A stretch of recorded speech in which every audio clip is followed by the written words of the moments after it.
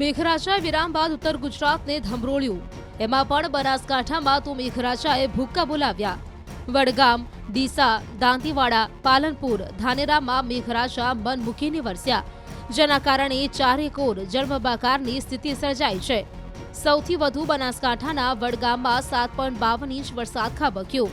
છાપી સહિતના ગામોમાં ભારે વરસાદ થતા તળાવ છલકાઈ ગયું, જેના પાણી નેશનલ હાઈવે પર ફરી વળતા વાહન ચાલકો મુશ્કેલીમાં મુકાયા.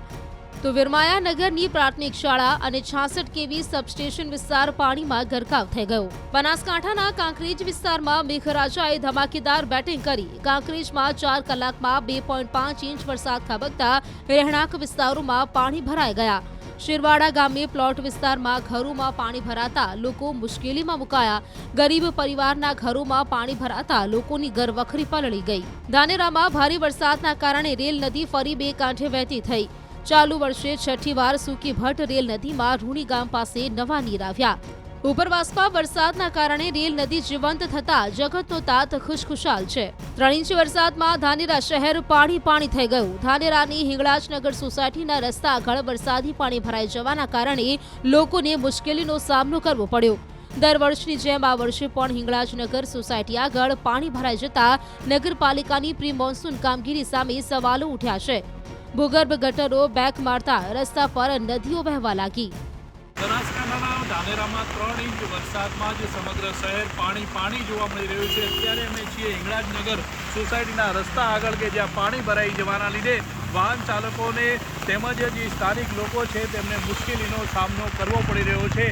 દર વર્ષે વરસાદની અંદર પાણી ભરાઈ જાય છે અને ભૂગર્ભ ગટરો છે તે અત્યારે બેક મારી રહી છે. તેના લીધે વરસાદી પાણી અને ગટરોના પાણી રોડ ઉપર ભરાઈ જતા રોડ ઉપર જાણે નદી ચાલી રહી હોય તેવા દ્રશ્યો અત્યારે જોવા મળી રહ્યા છે.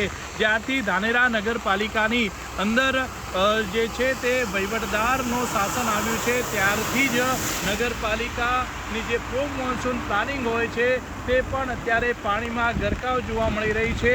લાખોના ખર્ચે નદી નાળાઓની સફાઈ કરવામાં આવી હતી, ભૂગર્ભ ગટરોની સફાઈ કરવામાં આવી હતી, પરંતુ તે રૂપિયા ખર્ચવામાં આવ્યા હતા તે પણ અત્યારે પાણીમાં ગયા છે અને નગરપાલિકા સામે લોકોનો પણ અત્યારે રોષ જોવા મળી રહ્યો છે. પાલનપુરમાં પણ ભારે વરસાદના કારણે કાળોતર નજીક હાઈવે પર પાણી ભરાયા. પાલનપુર અમદાવાદ હાઈવે પર બંને તરફ ઘૂંટણસમાં પાણી ભરાઈ જતા વાહન ચાલકો અટવાઈ ગયા. અનેક વાહનો બંધ પડી જતા વાહન ચાલકોમાં રોષ જોવા મળ્યો. ધાનેરામાં નેશનલ હાઈવે 168 પાણીમાં ગરકાવ થઈ ગયો. 2.5 ઇંચ વરસાદમાં હાઈવે પાણીમાં ગરકાવ થતા વાહન ચાલકોને ભારે હાલાકીનો સામનો કરવો પડ્યો.